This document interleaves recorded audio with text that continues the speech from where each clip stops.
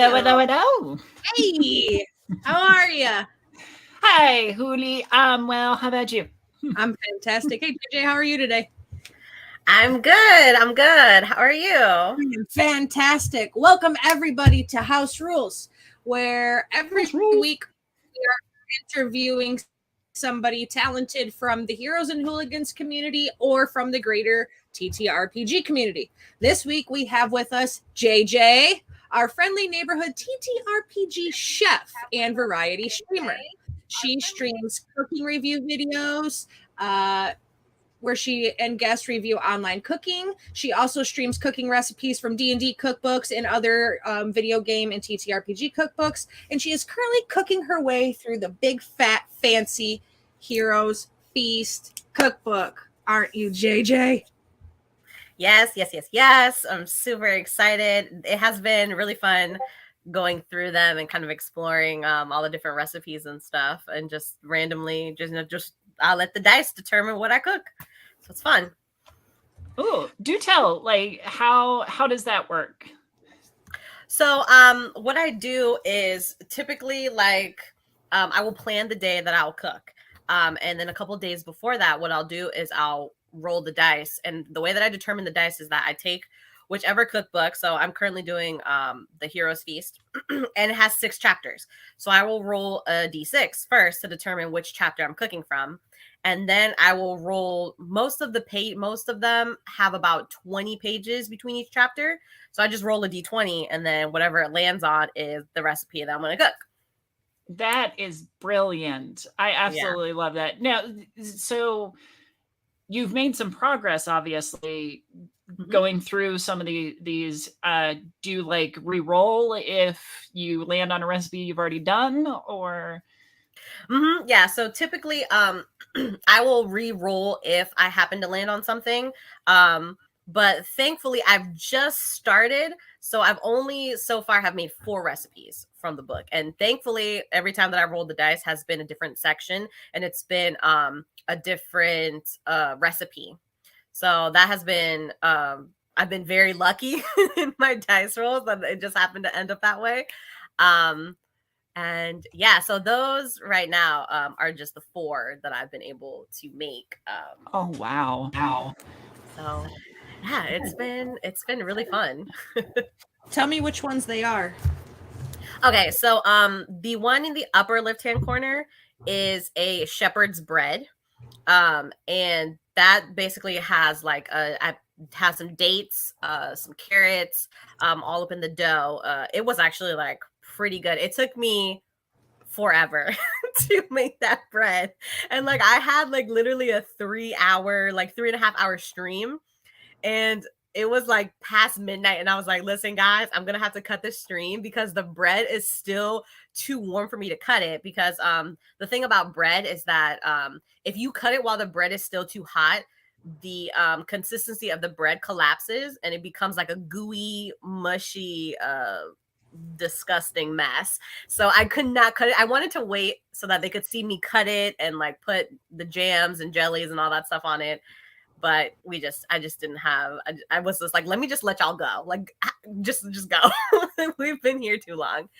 And then the bottom of the bottom left is a Chilton Storm. So it's a cocktail, and it has like, first of all, y'all, I got turned. I only drank that one drink, and I was like, oh, like I was like stumbling. Your girl is not a heavy drinker, okay? So that had me like, yo, I need to go to sleep. Like I was feeling real sleepy after.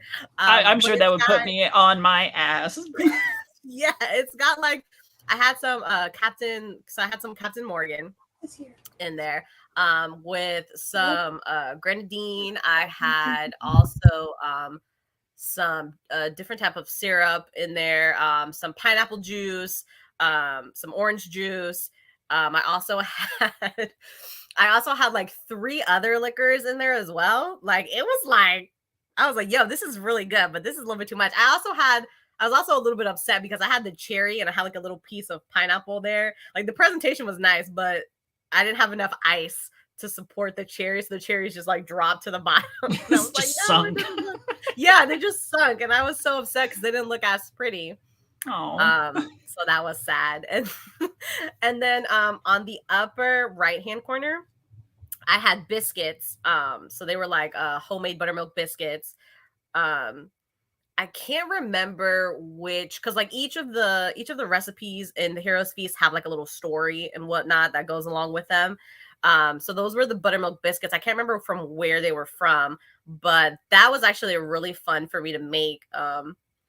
Because of course I didn't have a square or like a rectangular cooking like pan at the time to cook them in, so I had to cook them in like a rounded one. So I had some of them that came out like a cute little triangle. Aw. Which was really nice. I was actually really proud of the fact that like of how they came out. Like they weren't like I had cooked them right to perfection, and I was so satisfied with how it came out, and like taking them out and pulling them apart was so, oh my god, it was beautiful. But of course I didn't just want to eat biscuits that night, so I made like some sausage and some eggs and stuff and kind of tried to make them a couple different ways. So I had to have like the biscuits and gravy, and then I had like the eggs Benedict. And so I kind of just tried to get creative with that. Oh, it looks super delicious. Oh, thank you. I had like for that one I was really happy with. I had kind of like a mukbang, because one of my viewers was like, "You should do a mukbang. Like we need to see you not only cook this food, but like we need to see you eat it. We need to know how it tastes." So that was my first mukbang and the only one so far that I've done. Because I just didn't have time with the bread. And then the lower right hand corner, that is like a I'm trying to remember. I know what it's called, and yet it's like, oh, it's a tempura. So it's like just a vegetable, like a veggie tempura. And Okay.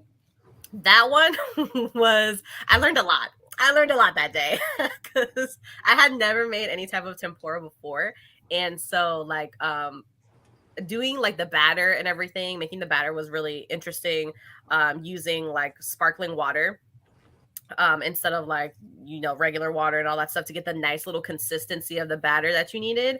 And then like deep frying it was also really interesting because the deep fryer I was using had holes in the bottom. So all of the batter, when I put it in, all the batter seeped through the holes and then kind of like cooked inside of it was a whole, it was a whole mess and a half, but it tasted delicious. And that was actually my very first TTRPG cooking stream. And everybody, like my family was like, so we're gonna try these, right? And I was like, oh, okay. I didn't know you guys wanted some. Yeah, sure. So I fed them up a plate, and they were like, "This is actually really good." And I'm like, "Oh, thank you," because I thought this was gonna be like a disaster. So I'm so happy. So yeah, it was fun. It's been really fun exploring the book and making some of these. Yeah. That's amazing. Yawning Portal buttermilk biscuits. There you go. There you go. Oh, the yawning portal. Yes. Yes. So Yes. These unassuming buttermilk biscuits will melt in your mouth. Rumor has it the esteemed Lady Illustrial Silverhand, provided the Yawning Portal famed former adventurer turned proprietor Durnan with her very own recipe for these savory flaky cakes, now served by the basket round the clock. While the inn's undisputed main attraction is the cavernous portal that descends straight into the deadly Undermountain dungeon, these famed biscuits are a close second. Whether slathered with softened rose apple butter spread or graced with elderberry preserves or blackberry jam, you can't go wrong with the irresistible, quick and easy human staple. And now you can make them in the warm confines of your own humble abode with this coveted recipe. Weary travelers and excessive drinkers take note. It is claimed that nothing helps shake off the fatigue or an ale-induced hangover quite like one of Durnan's made-to-order morning feast biscuit sandwiches composed of easy poached or scrambled eggs and your choice of freshly fried thick-cut ham or pork roll. There you go. Mwah. Love it. And I think that is the allure of such books. Besides the amazing recipes that you are mastering, is all of the lore that goes along with them. That's absolutely brilliant. So outside of these books and these streams, do you cook for family, friends, yourself? Yes. So I've been cooking since I was about 11. Just because that's kind of like our culture is that we teach children how to cook when they're really, really young. So May I I was ask about what culture that is? oh, okay. So I'm from Panama. So I'm Okay. like Central American. Mhm. I guess like from the Americas. We just call them Sure. brothers and stuff. But yeah, I'm from Panama. So I'm Hispanic. And so in our particular culture, it's very important that like they teach us how to be like independent and how to cook. So I remember like when I was 11, like I would literally come home and like cook for the family. Like I would cook like a whole meal. Um and so we still kind of so I love cooking. The cooking has kind of been something that has just kind of always been there, and it's been kind of like my creative outlet. And so yeah, so I typically what we do in my household is that typically like my mom will cook something, my sister who's 13 will cook, and then I will cook. So we kind of all kind of share the responsibility of cooking on different nights and whatnot. um and so yeah, so we mostly cook like Hispanic food. So we mostly cook like a lot of rice, a lot of chicken, a lot of beans. Like the whole I call that like the holy trinity. Um like any type of That's like great. Latin dish is like you got rice, beans, and chicken, boy. 'Cause those are just kind of easy to come across. And because Panama happens to be kind of like a country that's surrounded by water and just has like a whole bunch of ports and stuff, we also cook a lot of our dishes are like seafood related.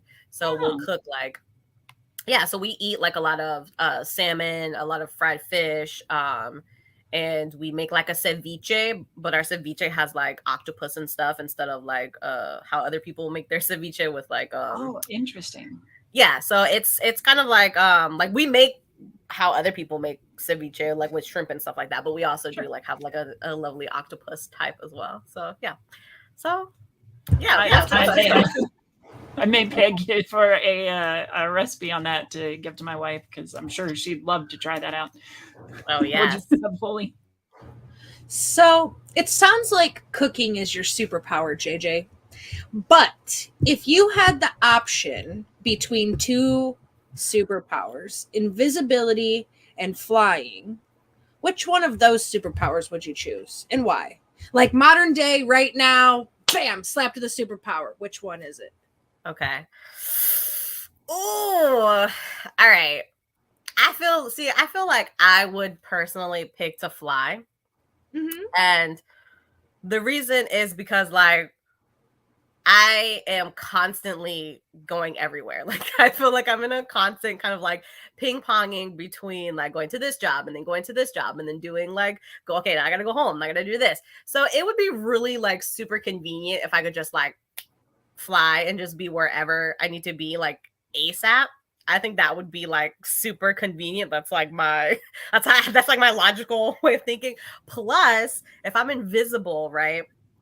Like, do my clothes also become invisible? Because I got some things up here, and if I'm running somewhere, and I don't got that support, you know what I mean? It'd be like, so I think that I These are would legitimate concerns. legitimate concerns. You feel me? So I feel like I, for that reason, would have to pick flying. Plus, I also love just flying, like getting on a plane and jetting off to like another part of the world. Like me and my family love to travel, so I feel like that would also be like, okay, I can go like anywhere in the world at any time I want to. Like I just fly there and be like, I'm just gonna enjoy being in this particular spot for like a day or whatever. So I think that would be fun. Yeah, See, now, go ahead, Uli. no, I was gonna say my assumption of invisibility is it works like Harry Potter's cloak of invisibility, that everything is gone. But listen, you already know how I feel about being invisible. If I want to run through the woods naked with my booty cheeks clapping, ain't nobody got to see nothing. So when I'm just all you're gonna know as I'm running through the woods is you're just gonna hear, and that's it. It's me. It's me. If you hear my fingers clapping in the night, it's Huli running around naked invisibly. That's it. That's all it is. That's all it is. That's all it's got to be. All it is. That's it. Oh my god. I appreciate the flight choice though, because it lends to practicality. I have a feeling that there's some, it improves our productivity and allows us to get there, get things done, and keep going. So I am all aboard the flight. Yeah, there you go. So, JJ, you play TTRPGs aside from cook for them. Yep. Whenever you're adventuring, do you think food is important as an adventurer? Absolutely. Absolutely. I feel like a lot of times like food in TTRPGs is not very it's not very important, because most of the time like we're just there to kind of get along and get through the story, so we don't really focus a lot on the food. It's kind of just like, okay, we'll have like a brief encounter, like if it's not anything that we're having an encounter with like a barmaid or the tavern owner or anything like that, like food is not very emphasized. But something that I've always thought of about food is that food, it tells you a lot. It tells you a lot about the places that you come from, the place that you are, what like it has a lot of cultural significance, and that's why I like how I'm making my way through the Heroes Feast, and each recipe has some sort of like paragraph or some sort of story that goes along with the food, because I feel like food is very important. So one of the things that I really enjoyed about my very first AP on Derek's channel was the fact that like our narrator, she was very good about describing food. Like she took the time to talk about like the running thing in that entire campaign was about sticky buns, because that was the very first food that was introduced to us, and that became like that was the food that kind of brought all of our team together, was the fact that like one of the characters brought out a fresh hot piping plate of sticky buns, and it was like she talked about the smell and the consistency and how lovely and gooey it was, and like she really took a lot of time to kind of put that in there, and that was very indicative of the character who made the sticky buns, like kind of like this, who was this very like grandmotherly type of character. And so the fact that she chose to make that particular food, something that was very warm and like very like sugary and like childish, and things that children and like family members would really like, I thought was very impressive the way that she described it, and for that particular character. And it really showcased that character's personality and her role kind of within our group. So I feel like food does that. Like, if I have a certain, whenever my friends come over to my house, I'm very much okay, I need to cook for you. Did you eat? No. Okay, I'm gonna go ahead and get you some food. Okay, you need to eat. Like, you gotta feed them. Yeah. I'm very much that type of person. So and whenever my friends come, or like if I'm hosting a party, I always make sure that all of my friends are included in some part of the dish. So like if I have, for example, a vegetarian that's coming to my party, like I need to make sure that I have vegetarian options for them. It's also kind of like a sign of respect. Like I'm respecting you as my guest to make sure that you are included in the food selection. So like food is incredibly important to me. And I feel like in TTRPGs, like it's also incredibly important. And thankfully, in most of the games that I've played where we've had some type of interaction with food, the narrators, dungeon masters, dungeon mistresses have been very good about describing the food. So it's been a lot of fun. Yeah. I personally love to use food and drinks in my games. However, I usually have catches with my food and drinks. I do. I have a menu that's a pretty standard TTRPG menu for like a fantasy, not sci-fi setting. Usually I have the characters, whenever they're going to actually sit down and order, I make them roll a dice. I usually have them roll like a D100 because it's like 92 or 97 options. But there's a lot of things on there. There's things like caramel fritters with a healing potion baked into them that gives you 2d4 plus 2 healing. Or something like catch your own fish and chips. There's an interdimensional hole in the tavern's floor that leads to the elemental plane of water. We cook anything you catch and provide the chips, but you have to supply your own rod. Ooh, They're what on a bunch happens of if you catch like a Sahagwan or like some other Well, then they're human gonna cook boy? it. Then they're gonna cook it. I have one, the Hellfire peppers. Popular amongst tieflings as they can handle the intense spiciness of them. Warning, extremely spicy. 1d4 fire damage on a failed con save, DC 14. Can spend double the amount of money that the food is worth and get a Hellfire breath potion. After drinking this potion, you can use a bonus action to exhale fire at a target within 30 feet of you. The target must make a DC 13 dex save or take 4d6 fire damage on a failed save, half as much successful. The effect ends after you exhale the fire 3 times or when 1 hour has passed. This potion's orange liquid flickers and smoke fills the top of the container and wafts out whenever it is open. I love those. It sounds like Cooley needs to send you some recipes there, JJ. Yeah, I have several. As she describes them, I'm like, how can I make that? I want to make that. Like, I want to be the person who makes that. I love it. I love that they each have a catch. Like, it can't just be like, oh, you get to eat this food. It's like, no.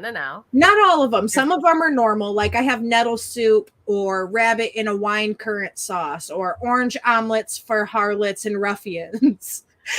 Things like that. I do have some things that are just regular, like K-Fisher tail with K-Fisher blood wine. K-Fisher is a weird cave lobster with alcoholic blood. It's just what it is. And then I also have a drink menu, which I've shared with you here. Yes. This drink menu, a friend of mine several years ago when I started doing TTRPGs and DMing, he put this together for me for one of my tables, and I've used it in every campaign since, which is why Oxeyes Dark and Stormy still has that name. Yeah. We put together this drink menu, and each of these drinks does something. Like Oxeyes Dark and Stormy happens to be my favorite one because it grants you a luck dice on a roll for the duration of the effects. A dark and rainy storm cloud follows you for 1d4 days. Every 12 hours that it's following you, you have to make a con save throw or take lightning damage if you or half if you're successful. You put a storm cloud following you. And then it also gets you drunk for 1d4 days. I love that. I'm reading this painkiller and thinking about like actual painkillers. I'm like, I really like that it heals you. I actually have, my favorite drinks. Aside from this graphic, aside from the graphic, actually, let me pull you up. I'll just actually pull you up the whole menu page because I have the actual drink menu itself, like what goes into the drink. Oh my God, I love it. So you're looking at the painkiller. Right here it is. Yes. 2 ounces of white rum, 4 ounces of pineapple juice, 1 ounce of orange juice, 1 ounce of cream of coconut, garnished with grated nutmeg, and a pineapple wedge. Yes. I need to get these for a friend of mine who loves a little bit of mixology. Yeah, I have actually each of these drinks has I have the actual recipe aside from their like D&D canonology of what they do. So like the special grog, which if you don't know the story of grog was something that was made with lime juice, whatever little bit of alcohol they could have, and it was extremely watered down, and it was meant to prevent scurvy. Right. That's what they used grog for. So like the special grog, it gets you drunk, but it also gives you underwater breathing because you're on the ocean. Why the hell not? Why not? I love it. Why not? In this, the recipe for this is dark rum, lime juice, brown sugar, hot water, a slice of orange, and a cinnamon stick. Oh much better than original grog, of course. But of course. I know grog by another. So being having been in the military, there were these gatherings that our units would have on occasion, and the central. It centered around a huge punch bowl of grog, and it was pretty much whatever we poured into it. And we would play these games where if you lost or even if you won, you'd have to take a swig from the grog. It was, yeah. That sounds like a fun time. I'm not gonna lie. Oh, it was a great time. Yeah. Oh my god. So, to the, you've obviously been in some games where food was actually highlighted. Because I will say that, at least in my experience, food and digestion and everything else is kind of glossed over as stuff that's just like background stuff. You don't want to worry about it because you want to get to the action. You want to move on to the next scene, as it were. But as someone who's been kind of developing my own world and writing the lore for that, food actually has come up. So it's food in TTRPGs can really highlight the culture that the characters are in, and actually flesh out the world around them so that they feel a little more a part of it. So I'm really glad that you've had that experience. Have you ever had a character whose like primary thing has been food? Interestingly enough, I actually haven't. Most of my characters are pretty much like most of them. So I've only been playing TTRPGs for about 4 months. Like D&D TTRPG. So I'm very, very wow. like, yeah. So I'm like welcome very to the new. community. Right, thank you. So most of my characters have been mostly like more about the action, even though they have agreed and partake like in the food. So like for instance, my very first AP, we had a couple of significant scenes that had to do with food, and of course my character was very engaged in the food because like how can I not be? And but I haven't had a character yet that was specifically centered around food, that was like a tavern owner or like a chef or anything like that. I hope to one day play a character that's like that, specifically just because I think that that's something that like I could kind of lean into a little bit more of my like own personality and my own love for food. I have been thinking about a TTRPG. Like I would love to play like some sort of like Master Chef style TTRPG. Ooh. Where like I've been thinking about it, where it's kind of like we all wake up and like we're like on a BBEG style Master Chef, and like we have to make these recipes to escape. Like I would love for that to be a thing, and for me to be like one of those players. So I feel like that would be so much fun.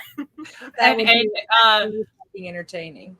Oh, yeah. And the BBEG's got to be Gordon. Yes. Ramson. Yes. Yes, or like Gorgon ramen or something. Like it's gotta be something that is like, okay, this is legit. Like I would love for that to be a thing. So now I have to design him. Like my wife will get such a kick. That would be very entertaining. I think it would be a good one shot, right? Yes. I was only thinking of at like a one shot, like a quick. That would be a very entertaining one shot. And you just got me thinking, JJ, because I haven't seen any classes that are based around cooking. Like Bard is the most, I think, performative open class that gives you like different skills that you could skill sets, tool sets. That's what I'm looking for, that you could use. But there's no subclass that uses cooking tools for anything that I know of. So I think it'd be cool to build a subclass for a character that uses like healing magic from their food. Yes. Well, I would say that and forgive me because 5e had, I mean, I've enjoyed it, but Pathfinder tends to be my go-to in that realm. And there's the alchemist. And I've toiled around with the idea of having an alchemist who's also a chef and just like has all these experimental dishes that they like to make. I don't, is there like an equivalent in 5e? Artificer. Artificer has alchemist subclass. Okay. Which they do like cooking of potions and things like that. But Yeah. I don't know. Artificers have a fair set of skills too that they can use different tool sets. So maybe that would be one. That would be interesting. That'd be something that'd be fun to play around with, building a subclass that for any of the D&D classes that bases around using food. Having a barbarian chef. Barbarian orc. Love that. Would be great. In one of my West March servers that I used to have, there was a couple that owned an inn, and their names were Ducky and Goose. Ducky was this little. My dog's name is Goose too, but I had the other Goose first. But Ducky was a nymph from the Feywild. She was very anti-mortal. She didn't really like to talk to people, but she just looked so sweet and innocent. So everybody approached her all the time. Goose was a big, giant, burly, green skin orc with these like teeth that pointed up and a man bun. And he was just very intimidating, but like the softest heart in the whole town. And he was the chef and proprietor of the inn and things because Ducky, his wife, hated people. So it was amusing to have him be like very like raw looking, but then you're just like, oh, would you like some tea? Yeah, I love that. I love this setting. Little delicate dishes and big fingers just like gently like changing up the presentation on the dish. I can totally see that. Petty fours and hors d'oeuvres before tea. Be like your lady fingers. And like, I love that. I love that. Your gloves, madam. Yeah, exactly. Yeah, he was very gentlemanly, and Ducky was definitely all the ghetto sass. I love that. I love it. Dynamic duo right there. Bitch, what are you looking at? I will cut you. Kind of sass. Like, why are you looking in my direction? Because I thought you were friendly and cute. Who paid you to think? Nobody. Thanks. Have a good day. I love it. So you use dice when you're determining your cooking and, TTRPGs, obviously. Tell me about a time in the real world where you rolled a nat 1 for yourself. Let me see. Okay, so I will say that one time I was in a rush, right? It was kind of late at night and I was just trying to get through whatever. And I had read somewhere online that you could cook. See, I'm a stove cooker, right? Like I like to cook on the stove. I don't do like cooking in the microwave per se as much. Like I'll do something like maybe if it's something that's like fast or whatever. But I had read that you could cook rice in the microwave and and so I was like, oh, you could do that? Okay, sure. Like I'll give it a try because it's late at night. I'm tired. I don't really want to like spend the 25-30 minutes that it would take for me to prepare this rice or whatever. And it was only just for me. So it was like only me cooking. So I didn't want to cook like a whole bunch of rice for just only me. So I had put it in the microwave in what I thought was a microwave safe bowl. It was not a microwave safe bowl. Oh no. Next thing you know, the microwave starts like fuming and I'm like, wait, why is there all of this smoke in here? Because I was like in my room because I was like, oh, it'll take like 10 minutes. So like I'm just gonna like pop in like around 5 and just make sure everything's okay. I come out of my room and there's all this smoke everywhere. Like, but the thing is like it was like white smoke, so it wasn't like that heavy. Yeah, it was like smoke. Yeah, toxic fumes. Yeah, so I was like, oh my god! And as soon as I like got in my room, like I smelt like the burnt plastic hit me, and I was like, no, there's no way. This was definitely, I swear, it was a microwave safe bowl. So I like stop it, I open, and of course I had to open the microwave. So as soon as I opened it, just whoosh, it was all in my face. I had to open up the doors, open up the windows, the smoke detector started beeping. So I'm over here like fanning it with a I'm like fanning it with a pillow, trying to be like, oh God, please no. Like I bet that smell lingered forever. Yeah, I was like, everything is fine. Everything is fine. And my sister comes out of the room. My mom's at work. So my sister comes out of the room and she's like, what is going on? And I'm like, I don't want to talk about it. So You're like, none of your damn business. Mind your business. So of course, I had to text my mom and I was like, you know, as a Hispanic child, telling your parents anything is like how is this situation gonna go? Like, is my life gonna be on the line the next time I see this person in like IRL? Like, what's gonna happen? So I texted her and I'm like, hey, so like we're okay, but you know, I burned something in the microwave, and she was like, she took a really long time to type back her reply, which was like, I'm happy that you guys are safe. And I was like, oh my God, no, just start yelling. Like, what do you mean? This is scary. Yeah, it was bad.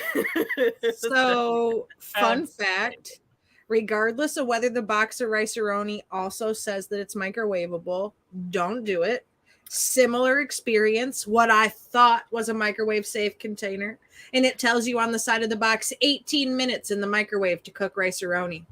So I'm a teenager and I got my Rice-A-Roni in the microwave in a plastic microwave safe container with the oil and everything in there, and I set my alarm on my phone and I went back outside.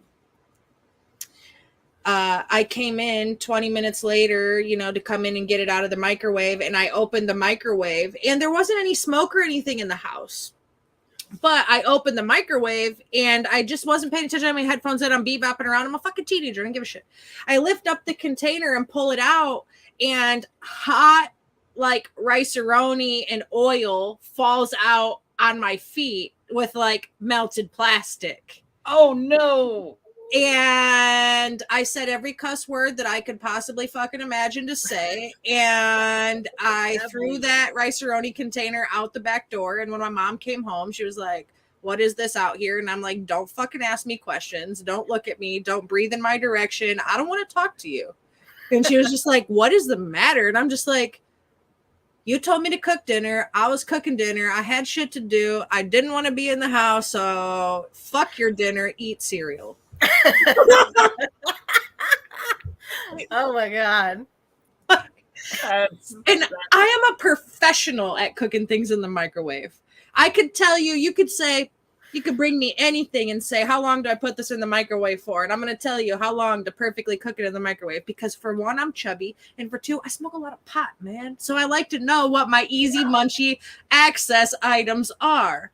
Yes. So I can cook you some of the best scrambled eggs you ever had in the fucking microwave. Oh, yes. I love it. But it's like that one time that really fucked me up. And I did not like that shit. So we critically failed on microwave rice, JJ. We learned a lesson. Yeah, we did. So yeah, we did. While we're talking about criticals and we're discussing our critical fails, let's roll it the other way. Let's talk about the time where you hit a real nat 20 in life, other than being my BFF. Aw. Yes. Okay. Ooh. When a D20, I'm gonna have to really think about that. It's funny how, we instantly come up with our fails, but gauging our greatest successes, that is a lot trickier. Yes. Oh, that's so hard. I will probably say that I will probably have to say when it was in so I was in my first, I think it was my first semester of nursing school, and in that semester I had made the I had made a top score on one of my tests. And so the next day the next time that I came to class, they were like, oh, I got there before the teacher, and the class was like, hey, so you did really well on the last exam. So it looks like you're really good at figuring out what's going to be on the test. Would you mind just kind of doing a little review for us? And I was like, what, me? I was like, oh, okay. So then I went onto the board And I started writing like all the things that I thought would be like important, or that would be like significant enough to put on a test and whatnot. And like had the whole class there like engaged in everything before my professor walked in. And then my professor walked in, and he was like, oh, hey, what like, what are you doing, you know, up here like in my area? And I was like, oh, well, you know, the class or whatever asked me to like do like a little review or whatever before the test that we have today, and just kind of highlight a couple things. And he was like, you know, that's actually like a really good idea, because you're like actually one of my like really good students in this class. And I was like, I felt like I was winning that day. I was like, thank you. Thank you for saying that to me. Yeah. Oh my God, it was great. Because I was like, oh, this is so great. Because like, you know, I feel like I have like a good confidence with my peers, and then like now with my teacher. So that day was like a really awesome day for me, for sure. That's fantastic. Are you still in school? Or are you finished and on to? So I finished. Yeah, so I finished. And so now I'm helping my mother with her business, which is kind of like surrounded around what we do, which is like that we care for mostly for elderly people in all different types of scenarios, whether it be like, you know, patients who have dementia, patients who have had strokes, or if it's just like some of the older patients who have had like surgeries and stuff, and they just need like some temporary like post-operative care. So like we kind of provide that. So I've been pretty much just kind of helping her with that. So it's been good. Yeah. It's wonderful. And thank you for your service in that area. Thank you. That's wonderful. It's, you know, I would hope that when I get to that level in life that I get similar care. Yes. I hope that for everyone. I really do. Absolutely. Yeah. So you're a TTRPG noob, and it's okay, because I still say that I'm a noob too, because I only started playing D&D in 2019, and I just played my first non-D&D TTRPG recently.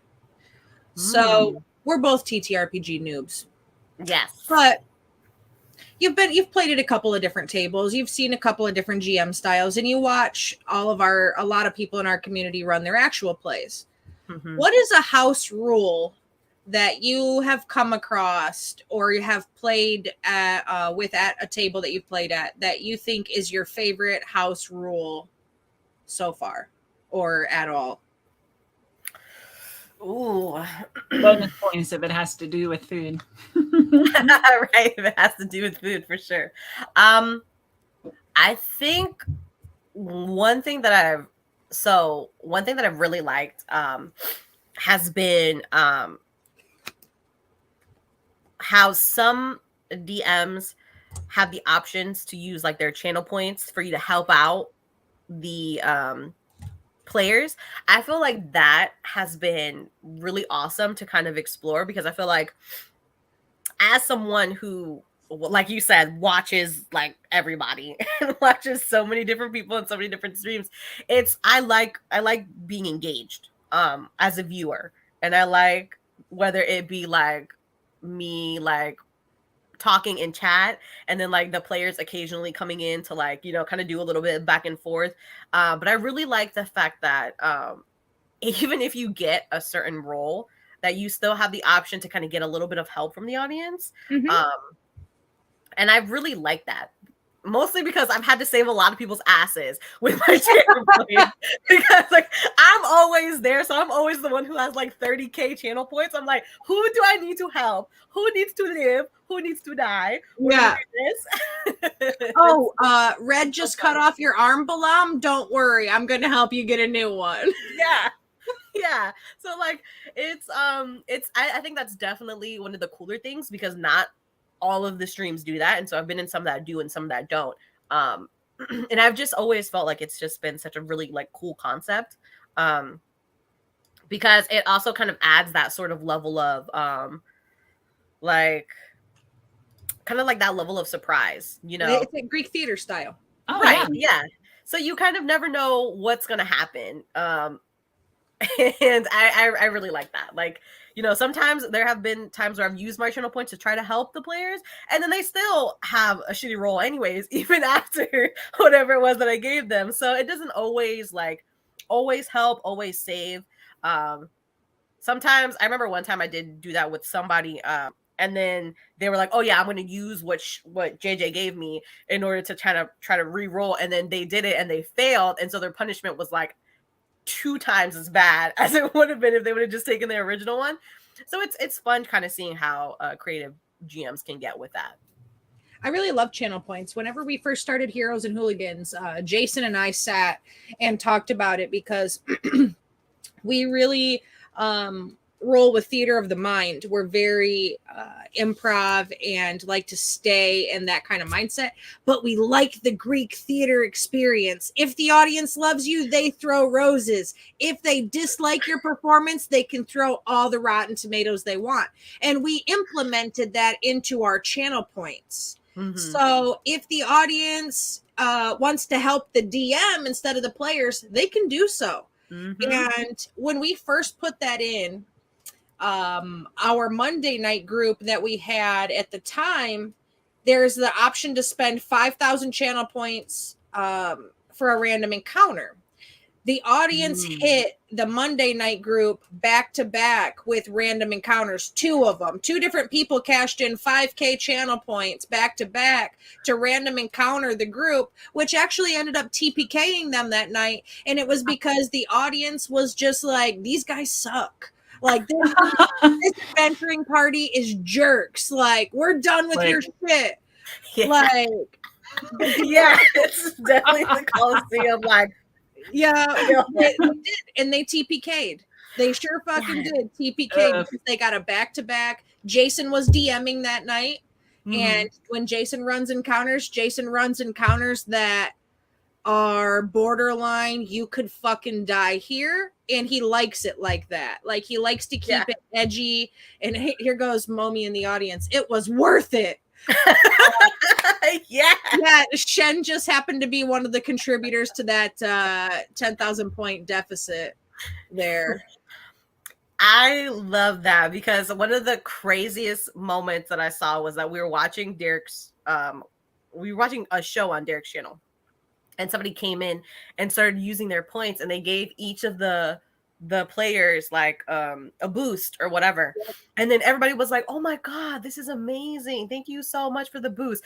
And then it was Chuck, I remember this specifically. Chuck then started giving the DM boom boom boom boom boost boost boost boost boost gave the DM like 8 boosts. And when Derek gets like, when it comes to Derek getting the help from the audience, he is evil. Like, evil is his one and only name. He's coming for your limbs. He's coming for your girlfriend, and he's coming for your life. Like, that's it. Yeah, it was amazing because it was just the way that everybody was like, "Oh my god, Chuck, you're a hero." And then he started doing that. They were like, "Chuck, no, wait, what are you doing?" It was hysterical. I was dying, and I'm like, "Chuck, no, what are you doing?" He was like, "I want them to die."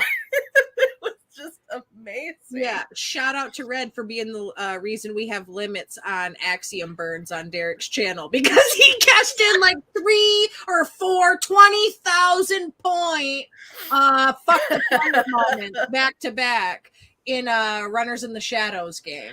Oh my god, I love it. Which was already a high stakes game. Like, we're playing a 5-session Runners in the Shadow, which is a Blades in the Dark hack.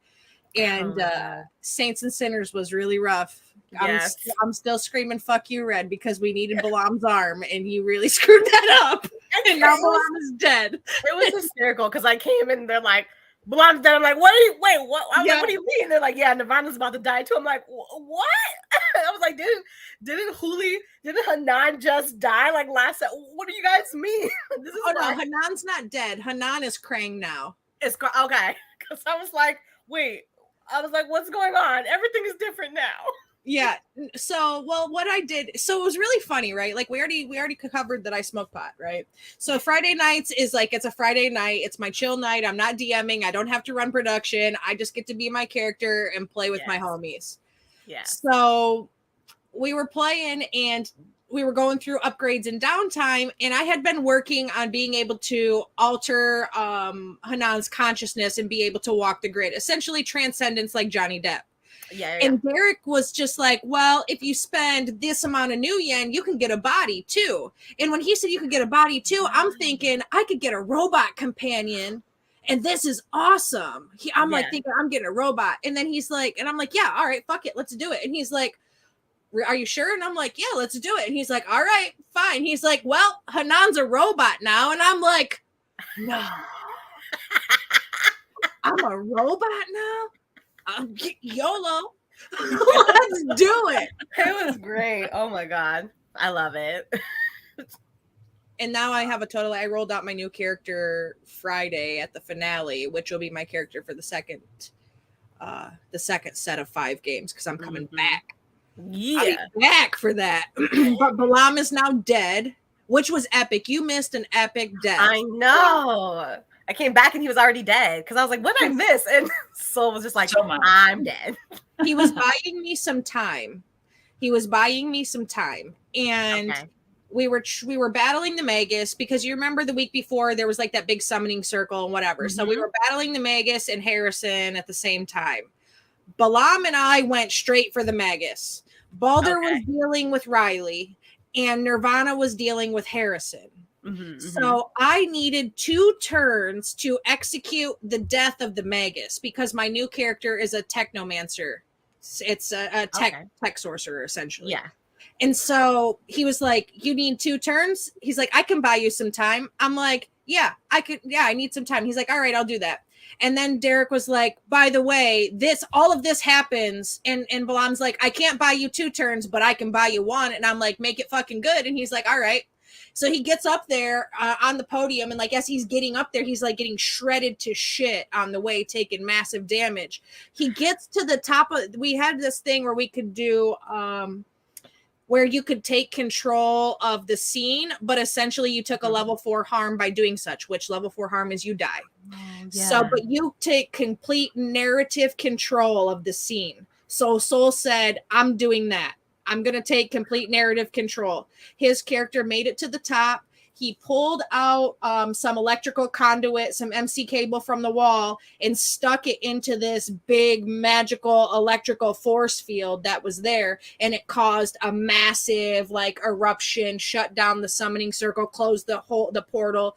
But in all of that, Balaam got ripped to shreds. Yeah.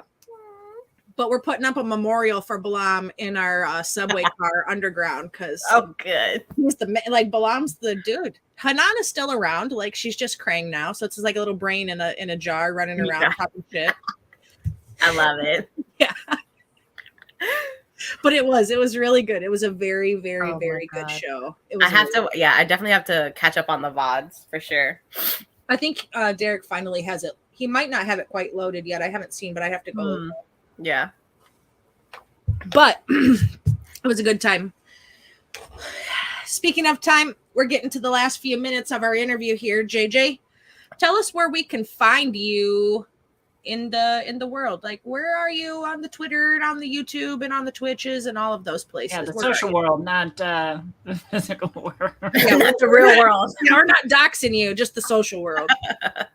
So you can find me on Twitter at JJ_Cray. That is where I am probably the most active besides Discord. And Discord, you can find me like everywhere. It's like it's everywhere. I am BandReaper97, and that is where you can also find me on Twitch, is at BandReaper97. And so yeah, that's me. You can find me in like random people's streams. People like literally will tell me like a couple of days before, like, hey, you want to play in this game? And I'm like, hey, yeah. So I'm just kind of like all over the place. Yeah. So yeah, that's me. Well, that's fantastic. It was super awesome having you here with us, JJ. I super appreciate you coming on and taking this hour to chat with us and to talk us through what you do in the community and talk to us about some food. And now I'm really hungry and I want to go eat. Yes. Thank you so much for having me. It was such an honor. I was so happy to get to be here to talk to the two of you. It was wonderful to meet you. Thank you. Yes. That being said, everybody in the audience, we appreciate you being here. Who are we rating out into? Anybody are we rating out to? Yeah, we're going to rate out to Chaotician, and we're going to see him over there and what he's doing. I think he's world building. He might be world building. Or he's playing. I don't know. We'll find out when we get there. But catch us next week for our season 1 finale of House Rules. Find JJ in the world, wherever JJ is, all of the places. And we'll see everybody next week. Bye. Bye-bye.